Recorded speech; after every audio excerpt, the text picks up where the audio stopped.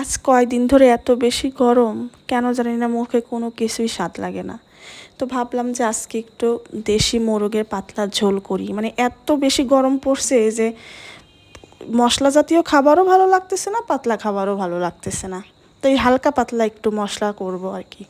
তো এদিকে আমি পেঁয়াজ আর মরিচগুলো লাল লাল করে ভেজে তারপরে সব মশলা দিয়ে দিলাম। এখানে ছিল আদা রসুন বাটা, তারপরে হলুদ গুঁড়ো, মরিচের গুঁড়ো, ধনিয়া গুঁড়ো, জিরা গুঁড়ো। তো মাংসটা দিয়ে একটু ঢেকে ঢেকে কষাতে হবে, কেননা এটা দেশি মোরগ তো, না সিদ্ধ হবে না আর কি। তো এর মাংসটা কষানোর পাশাপাশি আমি আলু দিয়েও আবার একটু কষালাম, কষা একটু বেশি করে ঝোল দিব, তা না হলে সিদ্ধ হবে না। তো একটু ঝোল দিয়ে আমি আবার নামানোর আগ দিয়ে একটু ভাজা জিরা গুঁড়া দিলাম।